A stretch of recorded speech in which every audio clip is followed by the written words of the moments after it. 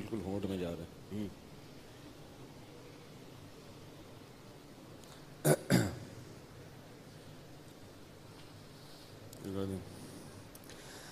الحمد للہ نحمدہ ونصلی علی رسولہ الکریم. یہ جو آپ لوگ تراویح کے بعد پھر مزید بیٹھتے ہیں کچھ دیر، یہ بڑی ہمت کی بات ہے. اس میں ثواب کا استحضار کیا کریں، کیونکہ یہ جو اس وقت بیان کیا جاتا ہے یہ قرآن ہی کے مضامین بیان کیے جا رہے ہیں. اور رسول اللہ صلی اللہ علیہ وسلم نے فرمایا جو لوگ اللہ کے ذکر کے لیے جمع ہوتے ہیں، ذکر سے مراد علم کی مجلس، ڈھانپ لیتے ہیں اور اللہ تعالیٰ پھر ان کا تذکرہ ایسے لوگوں میں کرتے ہیں جو اللہ کے پاس ہیں، یعنی فرشتے جو اللہ کے خاص مقرب فرشتے ہیں. تو اس لیے وقت و تھکاوٹ کا ہوتا ہے، لیکن تھوڑی سا ہمت کر کے سنا کریں. بعض دفعہ کوئی چیز انسان کو اس وقت سمجھ میں نہیں آتی، اس کو غیر ضروری لگتی ہے، لیکن وہ دماغ کے کسی کھانچے میں محفوظ ہو جاتی ہے اور زندگی کے کسی نہ کسی موڑ پہ پھر وہ کام آتی ہے. ایسا بھی ہوتا ہے. قرآن مجید میں اللہ کا ارشاد ہے وَذَكِّرْ فَإِنَّ الذِّكْرَىٰ تَنفَعُ الْمُؤْمِنِينَ، کہ نبی صلی اللہ علیہ وسلم کو فرمایا کہ آپ نصیحت کیا کریں، اس لیے کہ نصیحت مومن کو بہرحال فائدہ پہنچاتی ہے. میں ایک واقعہ جلدی سے بہت ہی شارٹ سناتا ہوں تاکہ یہ جو بات کہہ رہا ہوں یہ سمجھ میں آ جائے. کئی دفعہ وہ سنا چکا ہوں، اس لیے بہت ہی مختصر. وہ ہمارے حضرت کے پاس ایک نوجوان بیعت ہونے کے لیے آیا، تو حضرت نے کہا میں بیعت نہیں کرتا، پہلے میں امتحان لیتا ہوں، پہلے بیانات سنو، ایسے جلد بازی میں نہیں. تو اس نے کہا میرا واقعہ سن لیں، پھر آپ مجھے بیعت کریں نہ کریں آپ کی مرضی ہے. اس نے بتایا کہ میں گلوکار تھا اور بڑا ڈانسر تھا اور بہت میں نے ترقی کی، نام کمایا. بہت پرانا واقعہ ہے یہ. تو میں جو ہوں پھر، لیکن دل میں سکون نہیں تھا. شادی بھی ہو گئی، بچے بھی ہو گئے، عزت بھی مل گئی، پیسہ بھی مل گیا، سکون نہیں ملا. تو خودکشی کا خیال آیا، تو رات کو میں بجلی کے کھمبے کے قریب گیا ہوں تار پہ لٹکنے کے لیے تاکہ اپنے آپ کو کرنٹ دے کے مار دوں. بالکل قریب جانے کے بعد مجھے خیال آیا کہ ایک دفعہ قرآن مجید کی تلاوت کر لو موت سے پہلے. اب دیکھیں کتنی بیوقوفی کی بات ہے نا، کہ کر رہے ہو حرام اور یہ سمجھ رہے ہو کہ میں نیک کام کر کے حرام موت مروں گا تو بخشش ہو جائے گی. یہ تو بیوقوفی تھی. تو لیکن دل میں خیال آیا کہ مرنے سے پہلے کوئی اچھا کام کر لو. کہہ رہے میں نے قرآن مجید کھولا تو پہلی آیت جس پہ نظر پڑی الا بذکر اللہ تطمئن القلوب، اس آیت میں یہ تھا کہ خبردار، دلوں کو سکون اللہ کو یاد رکھنے سے ہوتا ہے. تو اب دیکھو وہ تو عربی میں پڑھ رہا تھا نا، لیکن اس نے کہیں یہ آیت سنی ہوئی تھی، کہیں نہ کہیں یہ آیت اس نے سنی ہوئی تھی کہ اس کا یہ مطلب ہے، کسی عالم کے بیان میں یا کسی کی کتاب میں پڑھی، کسی کتاب میں پڑھی ہوئی تھی. تو فوراً اس کو اس کا مطلب سمجھ میں آ گیا کہ اللہ کہہ رہے ہیں خبردار. اللہ کا مطلب خبردار، ہوشیار. دل کو اطمینان اور سکون کس میں ہے؟ اللہ کی یاد میں، شریعت کے مطابق زندگی گزارنے میں.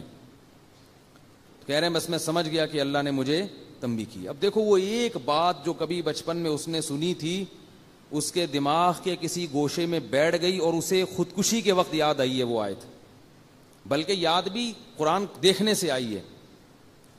تو اس کا فائدہ ہو گیا نا. اس نے خودکشی کا ارادہ ترک کیا، داڑھی رکھی، گلوکاری سے توبہ کی، قرآن پہ محنت کی، بنوری ٹاؤن سے عالم بنے پھر وہ. اور پھر عالم بننے کے بعد حضرت سے بیعت ہونے کے لیے آئے، حضرت کے ہاتھ پہ بیعت ہوئے اور 1 ہفتے کے اندر انتقال ہو گیا. تو اس لیے نصیحت کی کوئی بھی بات ہو اس کو غیر ضروری نہ سمجھا کریں. اور یاد رکھو علماء کے جو بیانات یوٹیوب پہ جاتے ہیں نا، ان کے ویور بہت کم ہوتے ہیں. 1 لاکھ 2 لاکھ یہ کوئی لسنر تھوڑی ہیں. کسی گلوکار کے دیکھ لو نا، 2 کروڑ 3 کروڑ ایسے پہنچے ہوئے ہوتے ہیں. تو کوئی گانا ہو اس کے 3-4 کروڑ تک پہنچے ہوئے ہوں گے، اور پتہ نہیں کتنے لوگوں نے اپلوڈ کیا ہوا ہوگا. وہ کوئی مزاحیہ کلپ ڈال دو اس کے کروڑوں تک پہنچ جائیں گے. علماء کے لاکھوں تک بمشکل پہنچتے ہیں. وجہ اس کی کیا ہے کہ یہ معاملہ ہے غیب کا. گانے کا مزہ، فلموں کا مزہ وقتی ہوتا ہے، اس کے بعد ٹھکائیے آخرت میں. اور نصیحت کا مزہ وقتی نہیں ہے، بلکہ نصیحت تو وقتی طور پر کڑوی لگتی ہے، پریشان ہوتا ہے انسان، لیکن اس کے فائدے زیادہ ہیں. اور اللہ نے قرآن میں فرمایا قلیل من عبادی الشکور، میرے شکر گزار بندے تھوڑے ہیں. تو یوٹیوب میں آپ تعداد دیکھ لو، اس سے پتہ چلتا ہے کہ اللہ کے شکر گزار بندے تھوڑے ہیں. اوپر ایک مولانا طارق جمیل صاحب کی ویڈیو ہوگی، اس کو دیکھ لو کتنے، اور نیچے اگر کسی گلوکارہ کی ہو تو پھر دیکھ لو، وہ ناچنے والی ڈانس کرنے والی اس کے لاکھوں کروڑوں تک پہنچے ہوئے ہوں گے. مولانا طارق مل صاحب اتنی ترقی کر کے بھی اس کے آدھے بھی نہیں پہنچے ہوئے ہوں گے، حالانکہ اتنے مشہور وائز ہیں اور اتنے خوبصورت بیانات کرتے ہیں، اتنا تقویٰ ہے، پھر بھی اس کے چوتھائی حصے کو بھی نہیں پہنچے. تو اس لیے جنت کا جو معاملہ ہے نا، نبی صلی اللہ علیہ وسلم نے ارشاد فرمایا حفت الجنت بالمکارہ وحفت النار بالشہوات. اللہ نے جنت کو ناپسندیدہ چیزوں سے ڈھانک لیا ہے، یعنی جنت پہ جو غلاف چڑھایا ہے نا، غلاف وہ اتنا خوبصورت نہیں ہے، اس لیے کسی کا بھی وہاں جانے کو دل نہیں کرتا. وہ غلاف کیا ہے؟ نظر کی حفاظت، کانوں کی حفاظت موسیقی گانے اور یہ ڈھول ڈھمکوں سے، زبان کی حفاظت غیبت سے، جھوٹ سے، چغلی سے، اور اسی طرح ظلم سے اپنے آپ کو بچانا، پھر نماز قائم کرنا، زکوٰۃ دینا. یہ ساری ٹینشنیں، ان ٹینشنوں کے پیچھے ہے جنت. جنت ان ٹینشنوں کے پیچھے ہے. تو اس لیے جنت تو بڑی خوبصورت ہے، لیکن اللہ نے جو دیوار قائم کی ہے نا جنت کی، وہ بڑی کانٹے دار ہے. یہ ایسے ہی ہے جیسے کوئی بریانی لے کر آئے لیکن اوپر جو رومال ڈالا ہوا ہے وہ گندا، تو آپ کہیں گے لے جاؤ، اگلا کہے گا بھائی اس رومال کو ہٹاؤ پھر دیکھو اندر، آپ کہیں گے رومال پکڑنے کا دل نہیں چاہ رہا میرا، اتنا گندا رومال، بدبو آ رہی، ہٹاؤ اس کو. اب وہ کہہ رہا ہے کہ بھائی میں جھوٹ نہیں بولتا، میں سچ بول رہا ہوں، یہ امتحان ہے تمہارا کہ تم میری بات پہ یقین کرتے ہو یا نہیں کرتے. آپ کہیں جاؤ کسی اور کا امتحان لینا. اور دوسرا آدمی آیا، گوبر رکھا ہوا ہے پلیٹ میں اور اس کے اوپر چمک پٹیاں لگائی ہوئی ہیں، وہ جو پٹھانوں کی سائیکل پہ لگی ہوتی ہے نا، آج کل نہیں ہوتی، پہلے ہوتی تھی، بلوچوں کی اور پٹھانوں کی سائیکلوں پہ نا، وہاں وہ چمک پٹیاں لگاتے تھے، بڑی خوبصورت چمکتی تھیں وہ سائیکلیں. تو وہ چمک پٹیاں لگائی ہوئی ہیں اس کے اوپر، اور آپ کے سامنے پلیٹ لا کے رکھی. اب ایک عقل مند کہہ رہا ہے، ایک سچا آدمی کہہ رہا ہے بھائی اس غلاف پہ مت جاؤ، اندر گوں بھرا ہوا ہے، اور میں سچ کہہ رہا ہوں، تمہارا خیر خواہ ہوں. تو آپ کہیں چلو سچ بول رہا ہے جھوٹ بول رہا ہے ہمیں کیا پتا، یہ صحیح لگ رہی ہے چیز. تو بالکل یہی حالت ہے کہ اللہ نے امتحان کے لیے جنت کے اوپر ناپسندیدہ چیزوں کا پردہ ڈال دیا ہے. ماں باپ کے سامنے اف نہیں کرنا، بوڑھے باپ کی صلواتیں الٹی سیدھی سننا، چاہے صحیح کہہ رہا ہو چاہے غلط کہہ رہا ہو، بس گردن جھکا کے سننا. رشتہ داری ٹوٹ رہی ہے، اسے اللہ کی خاطر جوڑنا، یہ بڑا مشکل کام ہے. اف، اگر کوئی رشتہ دار آپ کے ساتھ اچھا سلوک نہیں کر رہا تو اینٹ کا جواب پتھر سے دینا خدا کی قسم آسان ہے، لیکن اللہ کی خاطر جھک جانا اور اپنے بھائی کو بہن کو منا لینا، یہ وہی کر سکتا ہے جس کو جنت میں جانے کا شوق ہو اور جنت کا یقین بھی ہو، کیونکہ اس سے انسان کی عزت نفس مجروح ہوتی ہے. بڑا مشکل کام ہے، کیونکہ ہم بھی بھگت چکے ہیں یہ، ٹھیک ہے نا. انسان کا دل نہیں چاہتا، انسان کہتا ہے کیوں، جب میری غلطی نہیں ہے میں تو ایسی کی تیسی کر دوں گا، میں تو یوں کر دوں گا. پھر لوگ بھی شاباش دیتے ہیں، ہاں یہ ہوتا ہے بہادر، اسے بولتے ہیں شیر. تو رشتہ داری جوڑنا، یہ سب قرآن میں اہل جنت کی صفات بیان کی ہیں. نماز خشوع و خضوع سے پڑھنا، بول تو نماز پڑھنا کتنا مشکل، اوپر سے دل لگا کے پڑھو. نماز پڑھنا آسان تھوڑی ہے، 5 ٹائم پوری زندگی پڑھتے رہنا، پھر دل لگا کے، دل لگے نہ لگے کوشش کرنا لگانے کی، یہ اور مشکل کام ہے. دل ہی نہیں لگتا انسان کا، ادھر ادھر لوگوں کو دیکھو نا نماز میں ناک میں انگلیاں گھما رہے ہیں، کان میں انگلیاں گھما رہے ہیں، پتہ نہیں کیا کیا کر رہے ہیں، ہلے جا رہے ہیں. میں ابھی اسلام آباد ایئرپورٹ پہ تھا تو ایک عرب آیا میرے ساتھ کھڑا ہو گیا. میں تلاش کر رہا تھا جماعت کے لیے کوئی بندہ ملے ایئرپورٹ پہ نا، جماعت کرایا کریں، اکیلے نہ پڑھا کریں. تو جو مسلح بنا ہوا تھا میں تھوڑا انتظار کیا، میں نے کہا دیکھوں کوئی بندہ آتا ہے. تو ظہر کی نماز تھی، میں نے کہا نماز پڑھتا ہوں. تو وہ عرب پینٹ شرٹ میں تھا، میں نہیں پہلے پہچانا کہ یہ عربی ہے، کیونکہ پینٹ شرٹ پہنی ہوئی تھی اور کلین شیف تھا. تو وہ عرب جماعت کے بڑے پابند ہوتے ہیں. اس نے کہا جماعت، میں نے کہا آ جاؤ. اب میں امام بنا، وہ مقتدی بن کے میرے ساتھ کھڑا ہو گیا. اب ساتھ جب کھڑا ہوا ہے وہ تو ہل رہا ہے، یوں یوں ہلا رہا ہے، یوں یوں ہلا. مجھے بڑی الجھن ہو رہی کہ کیا کر رہا ہے بھائی، جب تمیز سے کھڑا ہو جا تھوڑی دیر کے لیے. ہلے جا رہا ہے. پھر حد یہ ہوئی کہ پینٹ اپنی سیدھی کی یوں کر کے. پینٹ جب سیدھی نہیں ہوئی تو بیلٹ کھولی نماز میں بیلٹ کھول کے پوری اچھی طرح سے ٹائٹ کی. پوری نماز اس طرح پڑھی ہے. مجھے بڑا وہ ہو رہا تھا کہ بھائی یہ کیا ہے. تو وہ قرآن کی آیت یاد آ رہی تھی, والذین هم فی صلاتہم خاشعون, کہ جنت میں جانا ہے تو نماز پڑھنا کافی نہیں ہے, نماز خشوع و خضوع سے. تو دل تو اپنے قابو میں نہیں ہے نا, کم از کم ظاہری جسم تو اپنے قابو میں ہے, اس کو تو انسان قابو میں رکھے, وہ بھی ہلے جا رہا ہے. جب اس نے پینٹ سیدھی کرنا شروع کی, بیلٹ کھول کے, ہے نا کہ یہ زیادہ ہو گئی بھائی, یہ زیادہ ہو گئی. تو ایک صاحب کو میں دیکھتا تھا کہ جب بھی وہ نماز شروع کرتے تھے, نماز تکبیر کے بعد ہاتھ باندھا, اس کے بعد اپنا چشمہ اتار کے جیب میں رکھا. ارے یہ نماز سے پہلے چشمہ اتار کے جیب میں رکھ لو. ہمارے حضرت فرمایا کرتے تھے کہ لوگوں کو پتہ نہیں کیا ہے, نماز کی نیت باندھتے ہی خارش شروع ہو جاتی ہے. تو فرماتے تھے کہ نماز کی نیت باندھنے سے پہلے پورا جسم اچھی طرح کھجا لو, ناک میں انگلیاں بھی گھما لو, کان میں انگلیاں بھی گھما لو, روئیاں ٹھوس لو, جہاں جہاں کھجانا ہے اپنے, ٹھیک ہے نا, کسی اور کے نہیں کھجانا. اچھی طرح سے ہل کے جب تھک جاؤ نا, پھر نیت باندھا کرو. تو کتنا مشکل کام ہے خشوع و خضوع سے نماز پڑھنا, روزے رکھنا, اور بہت ساری چیزیں ہیں. پھر ہم نفلی عبادت بھی کرنی پڑتی ہے ہمیں, تاکہ فرائض میں جو کوتاہی ہوئی ہے وہ نوافل سے پوری. اب تراویح جو ہے, اس سے کیا فائدہ ہے کہ فرائض میں جو کوتاہی ہوگی تو اللہ تعالیٰ یہ تراویح کی نماز سے پورا کریں گے. یہ گریبی ہے, اوور ٹائم ہے یہ. تو نبی صلی اللہ علیہ وسلم نے فرمایا کہ جنت کو اللہ تعالیٰ نے ناپسندیدہ چیزوں سے ڈھانپ دیا ہے. اب جب نبی صلی اللہ علیہ وسلم, حدیث میں آتا ہے کہ جنت جب دیکھی نا فرشتے نے, تو اس نے کہا کہ جو اس جنت کا تذکرہ سنے گا وہ ہو ہی نہیں سکتا کہ اس میں جانے کی کوشش نہ کرے. اور جب اس نے جہنم دیکھی تو کہا کہ جو اس جہنم کا سنے گا ہو ہی نہیں سکتا کہ اس سے بچنے کی کوشش نہ کرے. تو اللہ تعالیٰ نے جنت پہ ناپسندیدہ چیزوں کی چادر چڑھا دی, اور جہنم پہ خواہشات کی چادر چڑھا دی. جہنم کی جو دیوار ہے نا, وہ کیا ہے, وہ ہے جو غلاف چڑھا ہوا ہے نا, وہ ہے زنا, شراب, غصہ جاری کرنا, اینٹ کا جواب پتھر سے دینا. ابا اگر پوچھ رہے ہیں رات کو 1 بجے کیوں آ رہے ہو, تو جواب دینا کہ کیوں پوچھ رہے ہو, میں جوان ہو گیا ہوں, ابھی میں بچہ نہیں ہوں. یہ ہوتا ہے گھروں میں, آپ کیوں پوچھ رہے ہیں بھائی. ایک صاحب نے مجھے بتایا کہ میں اپنے بچے سے پوچھتا ہوں نا, 1 بجے گھر آتا ہے, بیٹا کیوں اتنی دیر سے آ رہے ہو. حالانکہ ان صاحب نے اپنے بیٹے کو پڑھایا, یورپ بھیجا تعلیم کے لیے, 5 سال وہاں بھیجا, سارا خرچہ باپ نے کیا, اتنا پڑھایا لکھایا, اور پھر بابا پوچھتے ہیں کیوں آ رہے ہو, تو کہتے ہیں آپ کون ہوتے ہیں پوچھنے والے. تو میں پھر ان سے پتہ ہے کیا کہتا ہوں, کہتا ہوں ایسے بچے کو کان سے پکڑ کے باہر نکال دو.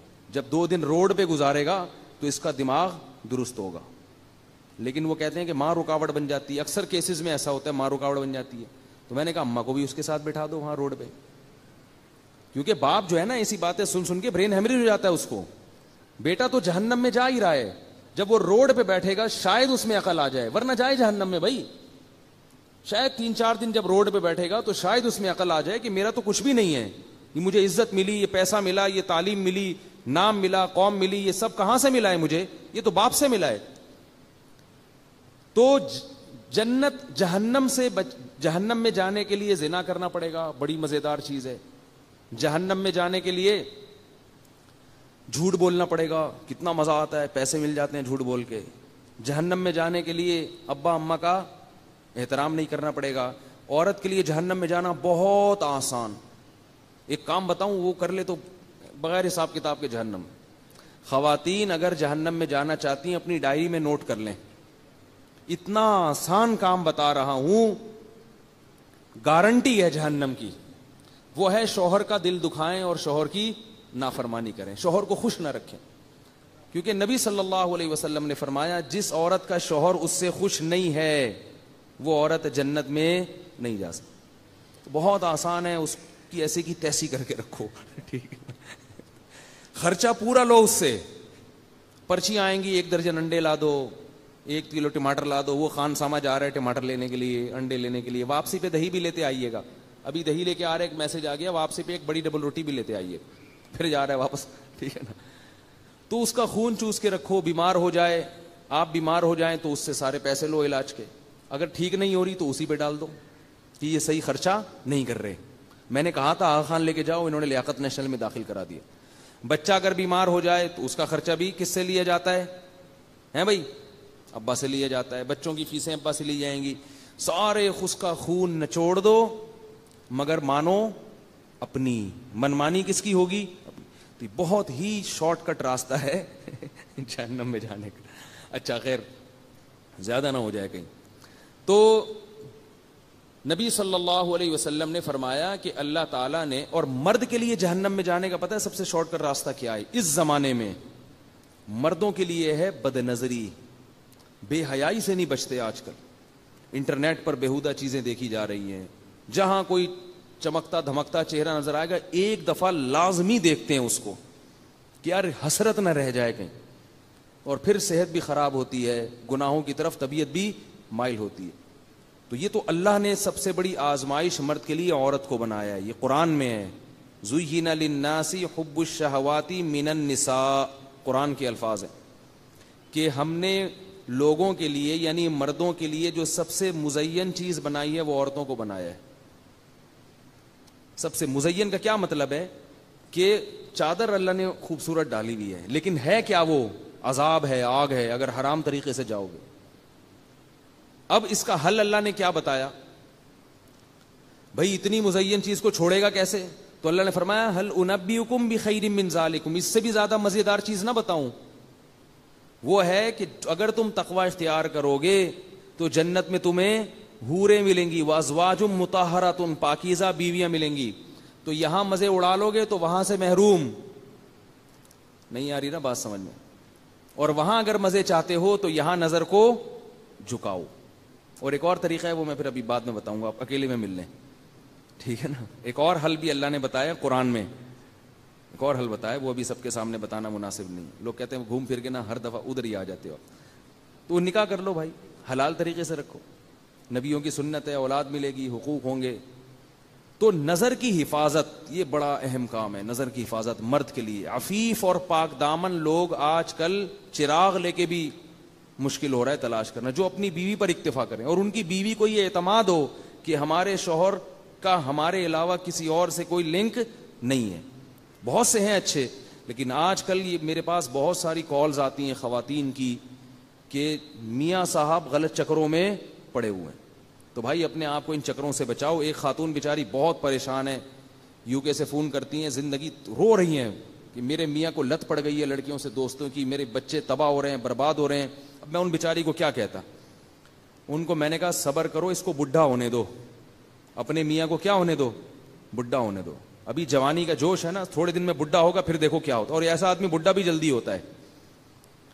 ہر طرح سے بیچاری عورت نے سمجھا لیا, بچوں کا واسطہ دے دیا کہ ان کو بھی پتہ چل رہا ہے تمہاری حرکتوں کا, ان پہ کیا اثر پڑے گا. لیکن وہی بات ہے کہ لوط علیہ السلام کی قوم جس بدکاری میں مبتلا ہو گئی تھی, لوط علیہ السلام نے سمجھایا سمجھایا سمجھایا سمجھایا. تو اللہ قرآن میں کیا فرماتے ہیں, لعمرک انہم لفی سکرتہم یعمہون. اے محمد صلی اللہ علیہ وسلم, ہمیں آپ کی عمر کی قسم, وہ لوگ اس وقت بڑے نشے میں پڑے ہوئے تھے, ان کو لوط علیہ السلام کی باتیں سمجھ میں نہیں آ رہی تھی, بہت نشے میں مست تھے. جب گناہ انسان کے سامنے ہوتا ہے تو وہ نشے میں مست ہو جاتا ہے, پھر نہیں دیکھتا کہ کیا ہے. تو اللہ نے پھر کیسا عذاب دیا, فجعلنا عالیہا سافلہا, فرمایا ہم نے زمین کو اٹھا کے الٹا دے کے پٹک دیا, پوری قوم کو اللہ نے تباہ کر دیا. تو زانی سے اللہ کو بہت نفرت ہوتی ہے. یاد رکھو ہمارے معاشرے میں زنا بہت تیزی سے پھیل رہا ہے, بہت تیزی سے پھیل رہا ہے. میرے پاس کالز آتی ہیں, ایسا ہی نہیں کہہ رہا میں, بہت تیزی سے. لوگ تو اپنے ہر چیز دل کی بات کر لیتے ہیں نا علماء کے سامنے. بہت تیزی سے زنا پھیل رہا ہے. اس کو اللہ کا واسطہ روکنے کی کوشش کرو, سختی کرو اپنے گھر میں. چچزاد پھوپھیزاد بہنوں کو بے پردہ نہ ہونے دو کزنوں کے سامنے. اگر آپ کا بیٹا چچزاد پھوپھیزاد بہن سے دوستی لگاتا ہے, پابندی لگاؤ اس پر. میرے گھر میں جب میرے چچزاد پھوپھیزاد بھائی آتے تھے, میرے والد صاحب کے بھتیجے ہوتے تھے, تو والد صاحب ہماری بہنوں کو حکم دیتے تھے کہ ان کے سامنے نہیں آنا ہے. غصہ کرتے تھے کہ ایسے بے محابہ کوئی نہیں آگے بیٹھے گا. ان کو حکم تھا کہ آپ بیٹھک میں بیٹھیں اور یہیں سے پتلی گلی سے نکل جائیں, جس نے ملنا ہوگا آپ سے یہیں آگے ملے گا. ناراض ہوتا ہے تو ہونے دو. بہت زیادہ برائی پھیل رہی ہے, مصافحہ کرنا کزنوں سے, گلے ملنا کزنوں سے, براڈ مائنڈڈ کہہ کے نا سب کو بے شرم بنا دیا ہے. ہم براڈ مائنڈڈ ہیں, ہم کوئی گھٹیا تھوڑی ہیں, گلے بھی بڑے تمیز سے ملتے ہیں کہ ایسے جیسے بالکل کوئی احساس ہی نہیں ہو رہا ہمیں. چھوڑ دو اللہ کے بندو, یہ غیر مسلموں کا کلچر ہے, یہ ہندوؤں کا ہو سکتا ہے, یہ بلکہ ہندوؤں کا بھی نہیں ہے, یہ تو انگریزوں کا ہے, یہودیوں کا ہے, جن پر اللہ نے لعنت کی ہے, جن پر اللہ کا غضب آیا. بار بار سورہ فاتحہ میں ہم کہتے ہیں غیر المغضوب علیہم ولا الضالین, اے اللہ نہ عیسائیوں کے راستے پہ چلا اور نہ یہودیوں کے راستے پہ چلا. ہندوؤں کا تذکرہ نہیں ہے یہاں پہ. سورہ فاتحہ میں 2 قوموں کا اللہ نے ذکر کیا, 2 قوموں کا. اے اللہ ہمیں انعام یافتہ لوگوں کے راستے پہ چلا, انعام یافتہ لوگوں کے راستے پہ, ان لوگوں پر نہیں جن پر غضب ہوا. غضب کس پر ہوا تھا؟ یہودیوں پر. اور ان لوگوں پر بھی نہیں جو گمراہ ہیں. تمام مفسرین کا اتفاق ہے کہ اس سے کون مراد ہیں؟ عیسائی. ہندوؤں کا ذکر نہیں, سکھوں کا ذکر نہیں. وجہ اس کی ہے کہ دنیا میں ہندو اور سکھ بھی ان کو فالو کر رہے ہیں. ہندوؤں کا اپنا کلچر ایسا تھوڑی تھا جیسا آج ہو گیا ہے. ان کے تو بڑا سخت پردہ ہوتا تھا, داماد جو ہے ساس جو ہے اپنے داماد تک سے پردہ کیا کرتی تھی. انہوں نے بھی کس کو فالو کرنا شروع کر دیا؟ عیسائیوں کو, یہودیوں کو. ان کا بھی فیملی سسٹم تباہ و برباد ہو گیا. پریشان ہے وہ بھی, گھروں میں زنا ہو رہا ہے, اتنا زیادہ ان کے ہاں برباد ہو گیا نا ہندوؤں کا فیملی سسٹم کہ جس کی کوئی انتہا نہیں. کوئی عورت محفوظ نہیں ہے. ہر عورت کو پتا ہے کہ حتیٰ کہ اپنے محرم رشتہ داروں سے بھی محفوظ نہیں ہے. اتنا ان لوگوں نے معاشرے میں حیوانیت پھیلا دی ہے. شکر کرو میرے بھائی, اللہ نے مسلمان بنایا ہے, اللہ نے ہمیں مسجد میں آنے کی توفیق عطا فرمائی ہے, اور بار بار ہمارے منہ سے یہ دعا نکلوائی ہے کہ اللہ عیسائیوں کے راستے پر نہیں چلانا. تو کزنوں سے ہاتھ ملانا, گلے ملنا, یہ سارے یہود و نصارہ کے طریقے ہیں. لڑکیاں جب آپس میں ملتی ہیں تو آج کل ان میں بھی ایک بےہودگی آ گئی ہے, کسنگ کرتی ہیں ایک دوسرے کو. چھوڑ دو اس بے شرمی کو. جیسے مرد ملتے ہیں مصافحہ کرتے ہیں بس, تو لڑکیاں بھی آپس میں ملیں مصافحہ بس. اس سے زیادہ فری ہونے کی چندہ ضرورت نہیں ہے. برائی پھیلتی ہے معاشرے میں اس سے. تو نبی صلی اللہ علیہ وسلم نے فرمایا کیا ہے کہ جہنم میں جانے کے لیے کیا ہے؟ زنا ہے, لڑکیوں سے فضول دوستیاں ہیں, گپے ہیں. اور جنت میں جانا ہے تو بیوی کو ٹائم دو. وہ ٹائم دینے کا آپ کے پاس ٹائم نہیں ہے, کیونکہ اس کا کوئی پولیس نہیں پوچھے گی آپ سے. وہ تو اللہ نے حکم دے دیا نا, اللہ نے حکم دے دیا بھائی اس کو ٹائم دو, تو اس کے لیے ٹائم نہیں ہے. کوئی فون آ جائے اننون نمبر سے کسی لڑکی کا تو بھاگ جائیں گے, بچے پھینک کے بھاگ جائیں گے. ٹھیک ہے نا. تو جہنم میں جاؤ بہت اچھا ہے بھائی. اللہ تعالیٰ نے قرآن مجید میں بتایا ہے کہ لَأَمْلَأَنَّ جَهَنَّمَ مِنَ الْجِنَّةِ وَالنَّاسِ أَجْمَعِينَ. جب بھی ہم ایسی باتیں سنتے ہیں تو اشکال ہوتا ہے کہ اتنے سارے لوگ کیا سارے جہنم میں چلے جائیں گے؟ ہے بھائی ایک تو مسلمانوں کا ریشو کتنا ہے, وہ کم ہے. 1 ارب یا 1.25 ارب مسلمان ہیں, باقی سارے کیا ہیں؟ کافر ہیں. ان کافر میں بہت سے کچھ ایسے ہوں گے جن تک دین کی دعوت نہیں پہنچی ہوگی, ان کو آپ نکال دیں. باقی زیادہ تر تو وہ ہیں کہ جن پر اسلام پہنچ چکا ہے, وہ بھی جہنم میں. پھر یہ اتنے سارے جو مسلمان ہیں ان میں بھی گنہگاروں کا ریشو بہت زیادہ. تو شیطان یہ دل میں وسوسہ ڈالتا ہے کہ وہ بھی جہنم میں. تو دماغ میں خیال آتا ہے کہ بھئی ایسا تو نہیں ہے کہ ہم ہی غلط ہوں, باقی سارے کیا ہوں؟ صحیح ہوں. تو اتنے سارے لوگ جہنم میں جائیں گے, اتنے سارے لوگ جہنم میں جائیں گے. اللہ نے کئی مقام پہ قرآن میں اس سوال کا جواب دیا ہے. پہلے دلائل قائم کیے اپنی توحید پر کہ میں خدا ہوں, میں رب ہوں, میں کھلاتا ہوں, میں پلاتا ہوں, میرے سوا کوئی معبود نہیں, اور میں نے آسمان سے جو دین اتارا ہے وہ صرف اسلام ہے, اسلام کے علاوہ کوئی اور چیز قابل قبول نہیں ہے. اور میں زنا کو ناپسند کرتا ہوں, میں بے حیائی کو ناپسند کرتا ہوں. میں بول رہا ہوں رک جاؤ. کیسی عجیب عجیب آیتیں ہیں قرآن کی, خدا کی قسم. انما الخمر والمیسر والانصاب والازلام رجس من عمل الشیطان. اے ایمان والو, شراب, جوا, پانسے, یہ سب ناپاک اور پلید عمل ہیں. انشورنس بھی جوا ہے. جوا چاہے وہ روڈ پہ گٹر کے ڈھکن پہ بیٹھ کے کھیل رہے ہو نا, وہ بھی جوا ہے. اور وہ کمپنی بنا کے کھیلو گے کہ ابا مر گئے تو اتنے پیسے ملیں گے, نہیں مرے تو آپ کی رقم ڈوب جائے گی, یہ بھی جوا ہے. اس کو جدید شکل دے دی ہے. تو اللہ کی قرآن میں فرماتے ہیں یہ جوا اور یہ ساری چیزیں نجس ہیں, پلید ہیں. اور آگے فرمایا فہل انتم منتہون, میں تمہارا رب ہوں, تمہیں روک رہا ہوں, تو کیا بتاؤ تم رک جاؤ گے اب میرے کہنے سے؟ کیسے کیسے اللہ تعالیٰ ترغیبیں دے رہے ہیں, ابھار رہے ہیں کہ میں خدا تمہیں کہہ رہا ہوں شراب چھوڑ دو, میں خدا تمہیں کہہ رہا ہوں کہ جوا چھوڑ دو, انشورنس چھوڑ دو, انشورنس کی جو ملازمت ہے جوئے میں کسی بھی طرح سے پڑنا حرام ہے, یہ سب ناپاک عمل ہیں. فہل انتم منتہون, کیا آپ بھی رکو گے؟ کوئی اثر ہی نہیں ہوتا ہمارے اوپر. جب نبی صلی اللہ علیہ وسلم مشرکین کو یہ باتیں کرتے تھے تو مشرکین نے بھی یہی اعتراضات کیے تھے, کہتے تھے آپ ہمارے قوم کے خلاف اتنا کیوں جا رہے ہیں, آپ ایسا کریں کہ اس قرآن میں ان احکام میں تھوڑی سی تبدیلی کر لیں.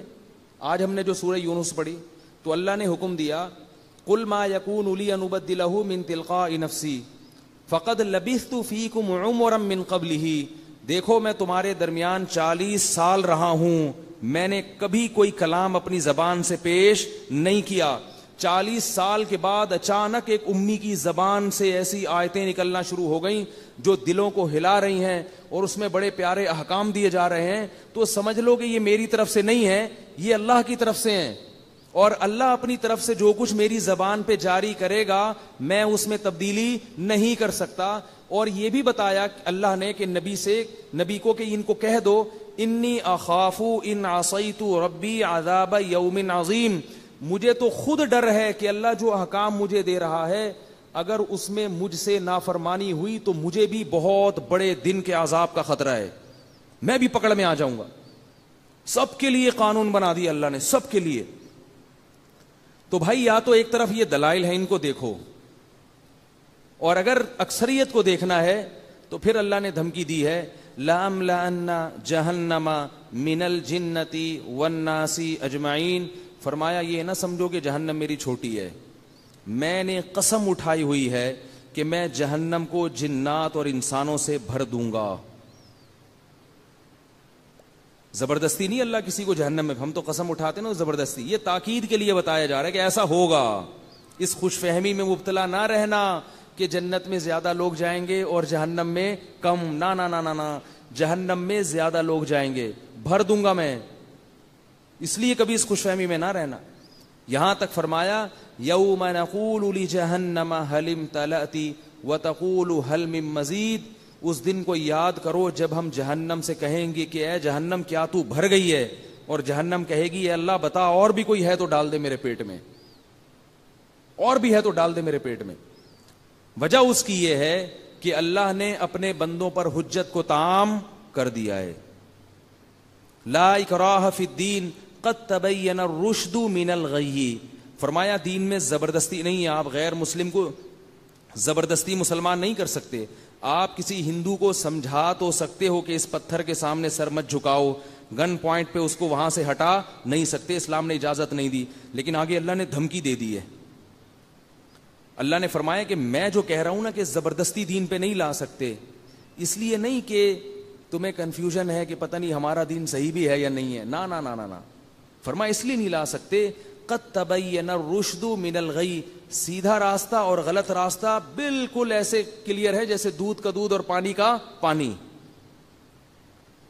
اتنا صاف جب راستہ ہے تو اگر کوئی بت کے سامنے جھک رہا ہے تو اپنی جہنم کا سامان خود اکٹھا کر رہا ہے. وہ اللہ پوچھے گا قیامت کے دن اس سے اپنے ہاتھوں سے بنا کے کیوں جھکے اس کے سامنے. جس نے بنایا ہے, جس رب نے پیدا کیا, پانی میں آنکھ ناک کان دل دماغ جگر بنائے, اس کے سامنے کیوں نہیں جھکتے تھے. تو یاد رکھو جیسے ہندو کا غلط ہونا بالکل واضح ہے, ایسے ہی مسلمان کے لیے نماز نہ پڑھنا بھی گمراہی ہے, اس میں بھی دو رائے نہیں ہو سکتی. رمضان کا روزہ چھوڑ دینا اسی طرح غلط ہے بالکل, اس میں بھی دو رائے نہیں ہو سکتی. چونکہ جب ہم نے اللہ کو مان لیا, ہم نہ ہندو مذہب اختیار کرتے ہیں نہ سکھ مذہب اختیار کرتے ہیں, ہم مانتے ہیں کہ ایک خدا ہے, اس کا ایک رسول ہے جو آخری نبی ہے اور اس کی کتاب ہے, تو بھائی پھر اس کتاب کو فالو کیوں نہیں کرتے, اس کو کیوں نہیں فالو کرتے. لوگ کہتے ہیں مولویوں میں اختلاف بہت ہے, قرآن کے حکام تو بہت واضح ہیں نا, کیا مولویوں میں یہ بھی اختلاف ہے کہ نمازیں 5 ہے کہ 4 ہیں؟ بولو نا بھائی, اس میں کوئی اختلاف ہے کیا؟ یہ بھی اختلاف ہے کہ سود لینا غلط ہے؟ کیا اس میں بھی اختلاف ہے کہ ماں باپ کا دل دکھانا ثواب ہے یا حرام ہے؟ اس میں کوئی اختلاف ہے؟ گرین والے سے پوچھو, وائٹ والے سے پوچھو, ٹانگیں چوڑی کرنے والے سے پوچھو, پتلی کرنے والے سے پوچھو, سب کہیں گے کہ بھئی سب سے بڑا جرم حقوق العباد میں والدین کی بولو بھائی نافرمانی, ان کو پریشان کرنا سب سے بڑا جرم ہے, سب کا اتفاق. قل تعالوا اتل ما حرم ربکم علیکم, یہ آیت مجھے بڑی پیاری لگتی ہے. اللہ تعالیٰ ایسا معلوم ہوتا ہے کہ ہم لوگوں کے 15ویں صدی کے مزاج کو دیکھ کے نا اللہ نے یہ آیت نازل کی ہے. ویسے تو اس زمانے میں بھی فٹ تھی, آج اور زیادہ فٹ آ رہی ہے.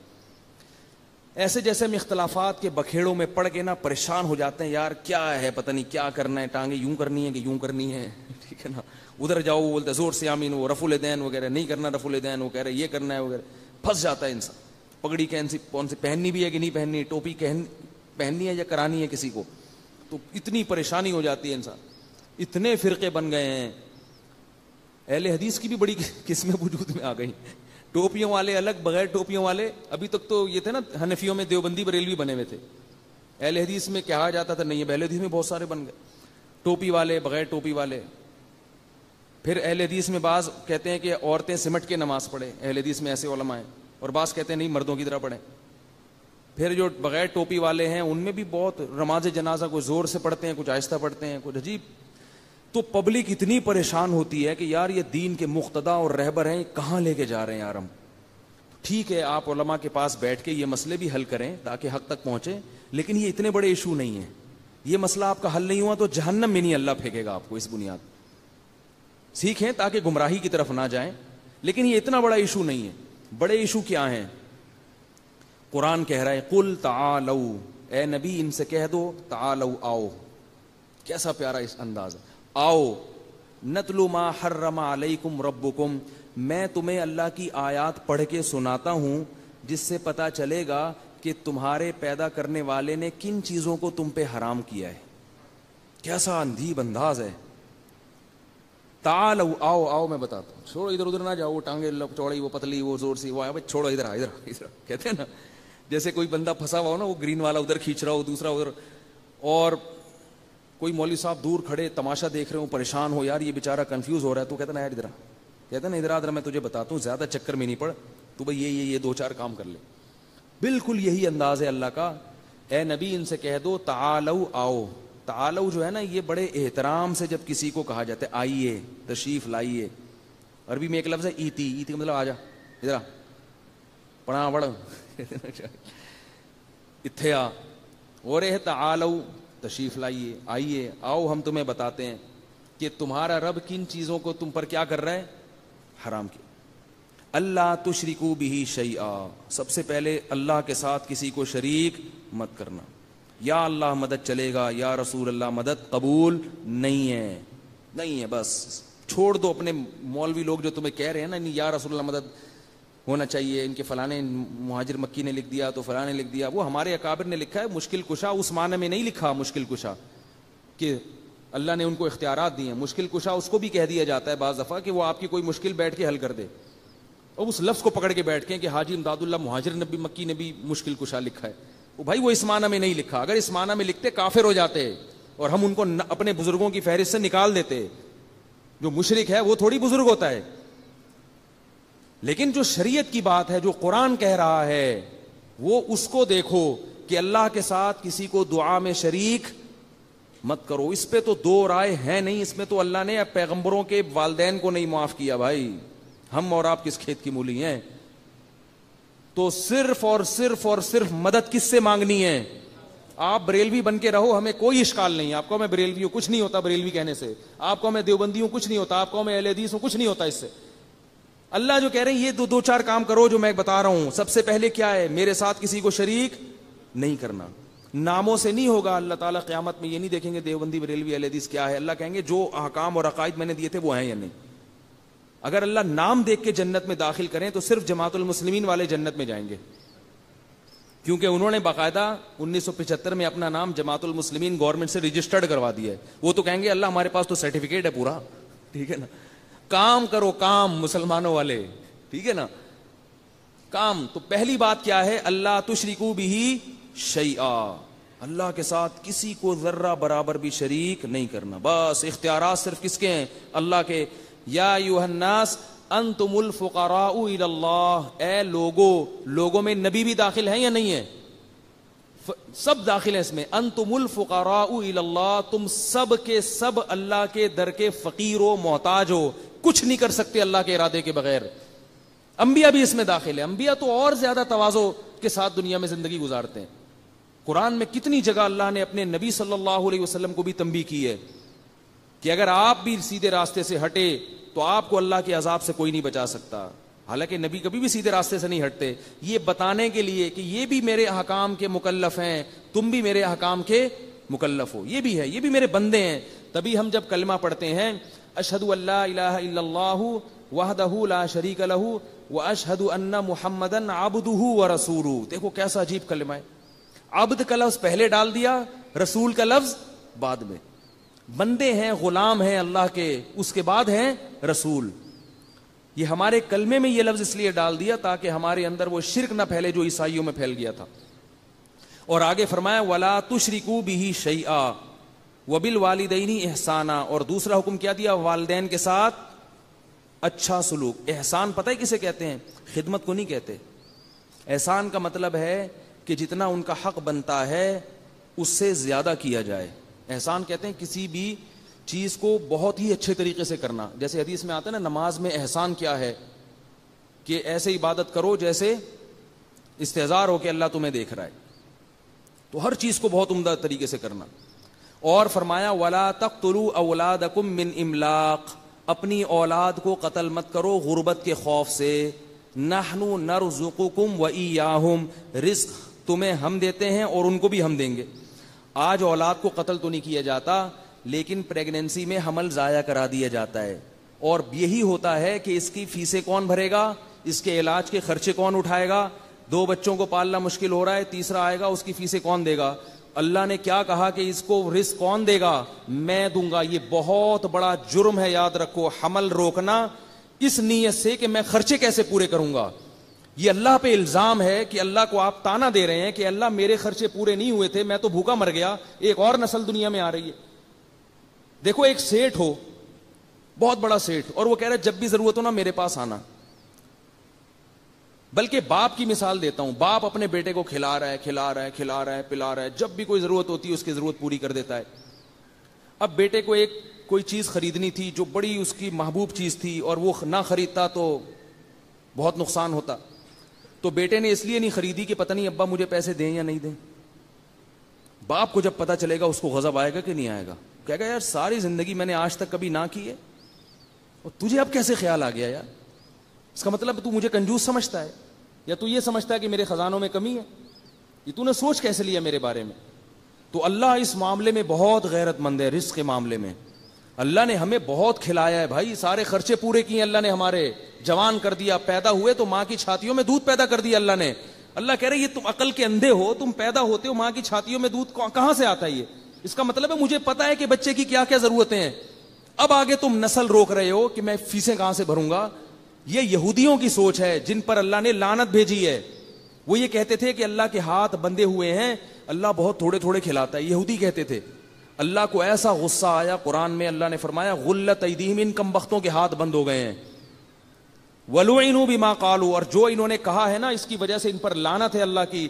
بل یداہ مبسوطتان, اللہ کے دونوں ہاتھ کھلے ہوئے ہیں. تو نہ دیکھو یہ ڈرامے جو تمہیں اور نسل روکنے کے مشورے دے رہے ہیں, نہ دیکھو ایسی فلمیں. وہ جو بول فلم آئی تھی نا, اس کے ڈائلاگ مجھے کسی نے بتائے. وہ جو بچی نے اپنے باپ سے کہا کہ جب کھلا نہیں سکتے تو پیدا کیوں کرتے ہو, وہ ڈائلاگ بڑا مشہور ہوا, لوگوں نے بڑے تبصرے کیے, ہاں بھائی بالکل صحیح کہا بھائی, جب کھلا نہیں سکتے اتنے درجنوں بچے تو پیدا کیوں کرتے ہو. میں نے کہا اگر مجھے فلم میں لے کے آؤ اور یہ ڈائلاگ مجھے دو, اور وہ بچی سے کہے کہ مجھے کہے کہ جب کھلا نہیں سکتے تو پیدا کیوں کرتے ہو, تو میں اس کو یہ جواب دوں گا یہ نمبر لگا کے. نمبر 1, کھایا نہیں ہے تو اتنی بڑی کیسے ہو گئی.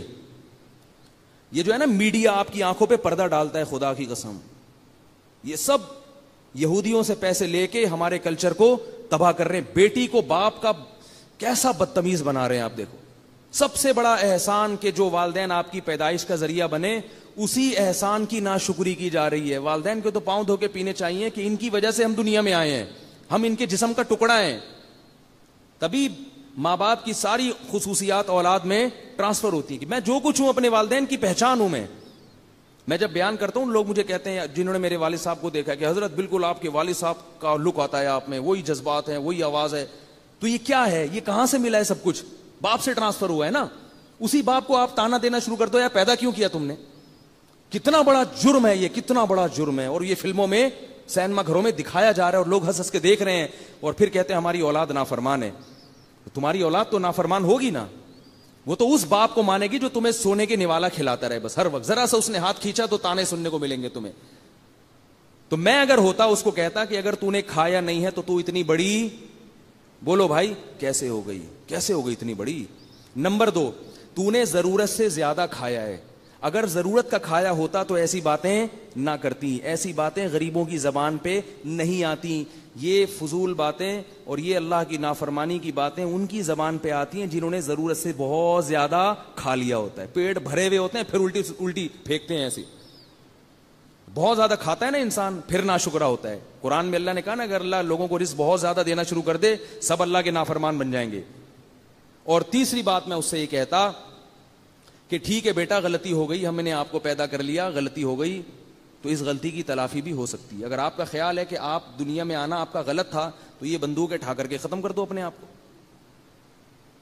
بھائی موت کی تکلیف بھی نہیں, اگر آپ کہیں تو موت کی تکلیف ہوگی تو بڑا مسئلہ ہے, تو بھائی کنپٹی پہ ایک گولی ٹھا کر کے ماری جائے تو کوئی نہیں پتا, ایک سیکنڈ میں ختم. تو بھائی اب زندہ کیوں ہو؟ چلو اس وقت تو بچے تھے, عقل تھی, اب تو بڑی ہو گئی, اتنی باتیں کر رہی ہو میرے سامنے, تو بیٹا یہ بندوق ہے, آپ سے نہیں جلدی میں مار دیتا ہوں, ختم. نہ اپنے آپ کو گولی مار رہے ہو, اس کا مطلب اس زندگی کو نعمت سمجھتے ہو نا. تو اس لیے بار بار کہہ رہا ہوں کہ کلچر کس کا فالو کرنا ہے؟ جو اللہ اس کے رسول بتا رہے ہیں تمہیں. اس سے ہمارے گھروں میں برکت آئے گی. پہلے زمانے میں اگر غریب کے 12-13 بچے ہیں, نہیں کھانے کو مل رہا, تو کیا سکھایا جاتا تھا؟ صبر شکر کر کے کھا لو, اسی میں اللہ برکت دے دے گا. اور کیسے صحت مند نکلتے تھے بچے, وہ کیسے بڑے ہو گئے روکھی سوکھی کھا کے. میں پہلے جہاں رہا کرتا تھا وہاں ہمارے گھر کے قریب ایک غریب آبادی تھی. میں نے گھر میں دیکھا کہ ان کے غربت بہت ہے, صرف روٹی پکتی ہے, سالن نہیں پکتا. تو وہ کیا کرتے تھے, جب سالن پکتا تھا نا سب بچے روٹی لے کے بھاگ جاتے تھے اور کھا لیتے. بھوک اتنی ہوتی تھی ان, سارے صحت مند بنے ہیں, وہ اتنے صحت مند, لمبے لمبے قد ان کے نکلے ہیں. میں کہتا یار ان کا وقتوں کو روٹی ملی نہیں اور ان کے قد دیکھو. ٹھیک ہے, ڈاکٹروں سے نہیں پوچھو ہر چیز, بہت سے کام کون کرتا ہے؟ اللہ کا. ڈاکٹروں کی اپنی بیچاروں کی صحت تو دیکھو. ڈاکٹر تو ڈبے پہ ڈبہ لکھتا رہے گا, یہ والا بھی پلا دو, یہ والا بھی ایکچولی اس میں یہ والے آئرن کی کمی, یہ والا پلا دو. غریب, میں نے پٹھان بچے دیکھے ہیں, پٹھانوں کے علاقوں میں رہا ہوں میں, غریبوں کے. ایک پٹھان کو میں نے دیکھا, اس کے ساتھ میں رہا بہت, میں نے دیکھا کہ اس کا بچہ روتا ہے تو روٹی لا کے پکڑا دیتا ہے, صرف روٹی, اور بچہ صرف روٹی کھاتا ہے.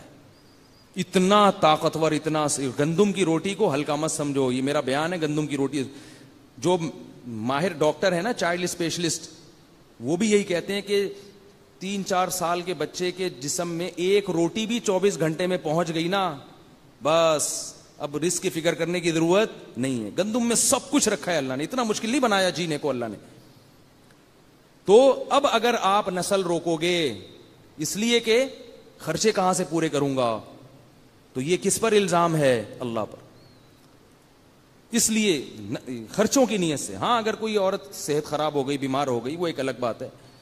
تو جلدی جلدی میں آیت کمپلیٹ کروں. نحن نرزقکم وایاہم, اللہ فرماتے ہیں رزق کون دیتا ہے؟ میں دیتا ہوں, میں. تو یہ نظر کس پہ رکھنی ہے رزق کی؟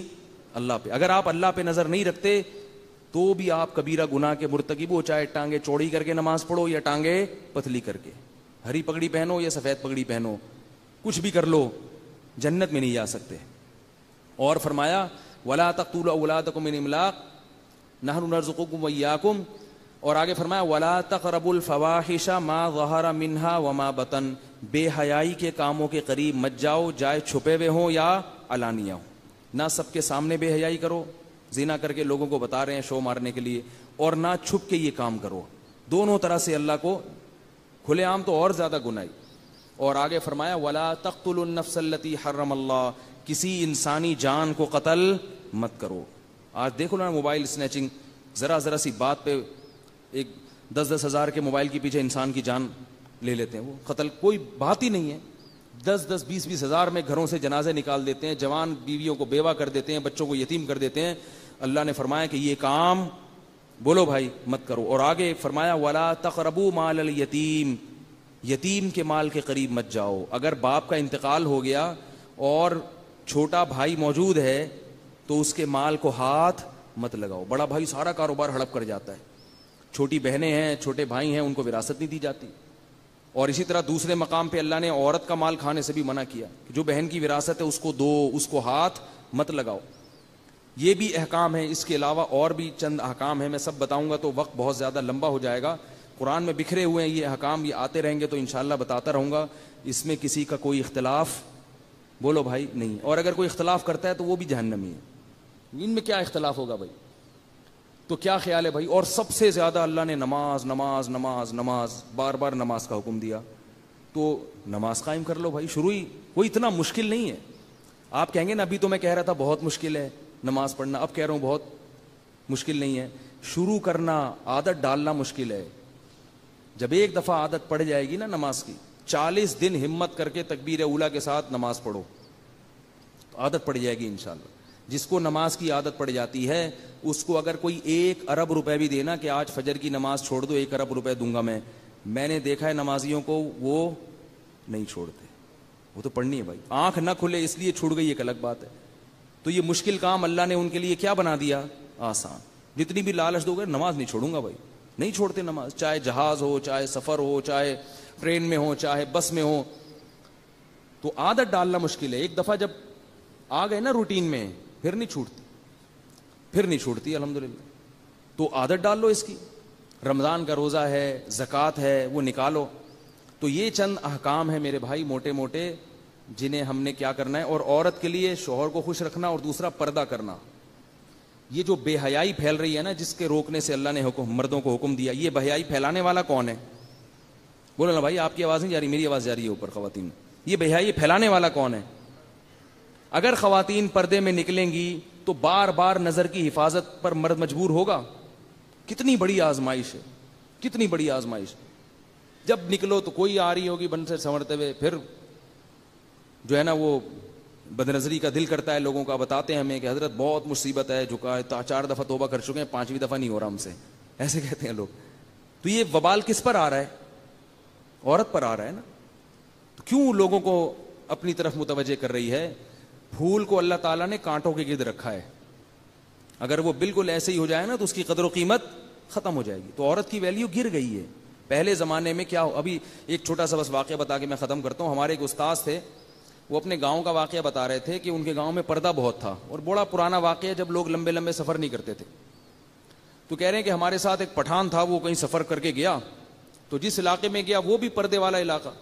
تو کہہ رہے ہیں 3-4 مہینے وہ ہمارے ساتھ رہا ہے, تو پردہ اتنا تھا علاقے میں کہ کوئی عورت کسی کو نظر ہی نہیں آئی.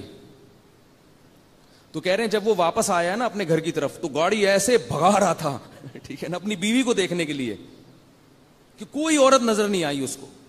تو کہہ رہے ہیں اتنی اسپیڈ میں گاڑی بھگا رہا تھا, ہمیں ڈر تھا کسی کھائی میں نہ گرا دے. ہم نے کہا کیا کر رہا ہے؟ کہہ رہے بھائی میں نے اتنے عرصے میں عورت نہیں دیکھی, مجھے اپنی بیوی یاد آ رہی ہے.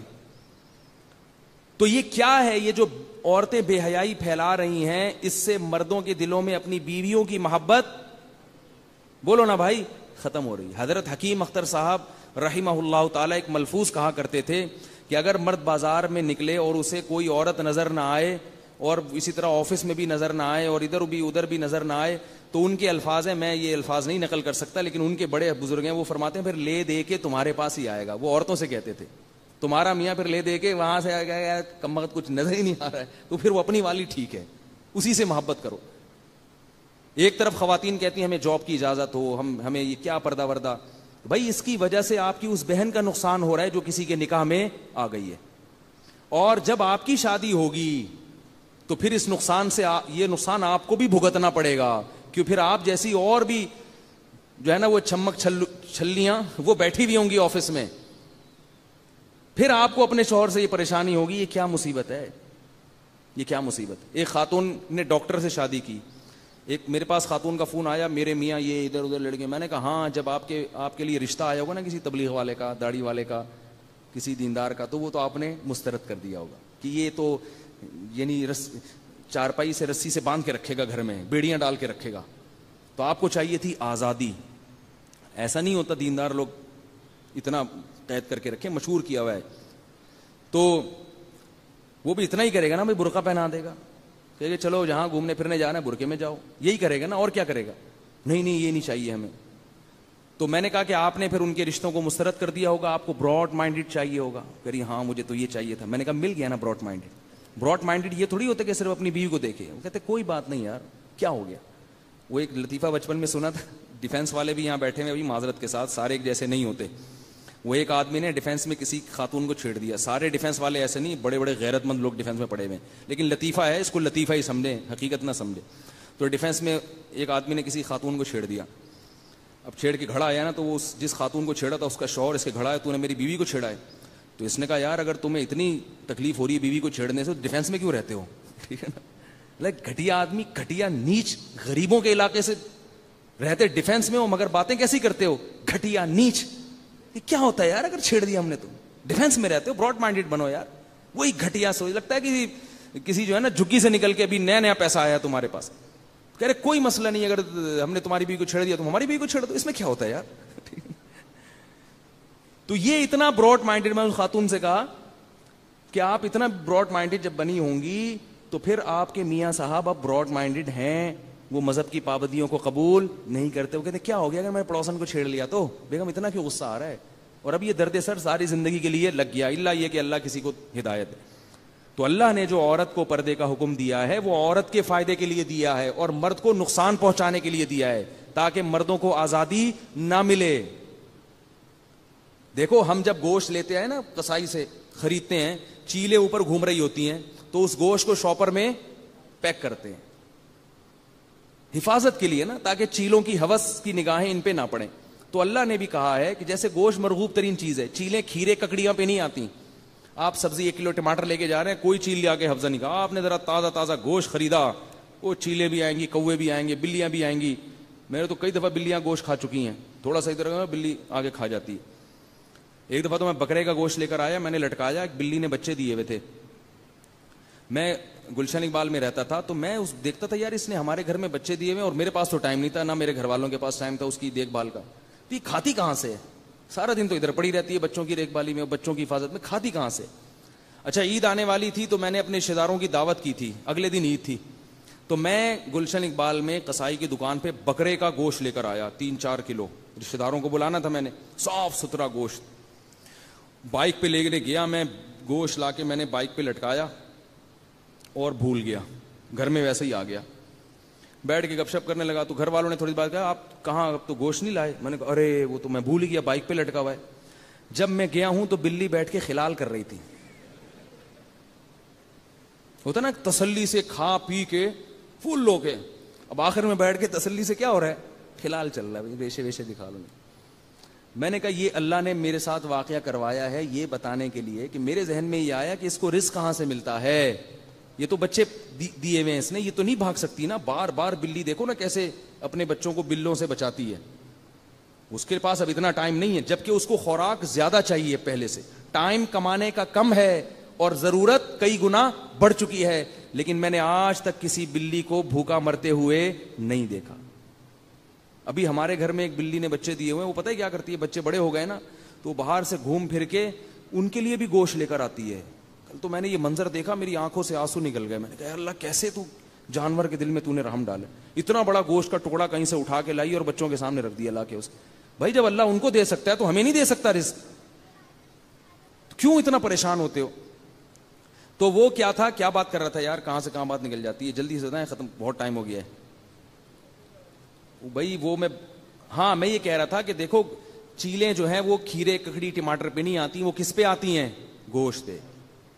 تو اس کو پیک کیا جاتا ہے. تو اسی طرح اللہ نے عورت کو حسن و جمال دیا, اس کو عزت دی, کہا کہ پیک ہو جاؤ تم, ورنہ یہ ساری ہوس کی نگاہیں تم پہ پڑیں گی, تمہاری ویلیو معاشرے میں گر جائے گی. اس بدنظری کا یہ عذاب ہے کہ اب ہر ایک کو شادی کے لیے بے انتہا خوبصورت چاہیے, کیونکہ اتنا کچھ دیکھ چکے ہیں مرد کہ اب ان کو واجبی چہرے والی سمجھ میں نہیں آتی. فلمیں دیکھ دیکھ کے, ڈرامے دیکھ, ان کو وہی حسن چاہیے, وہ ملتا نہیں ہے مارکیٹ میں, ٹھیک ہے نا.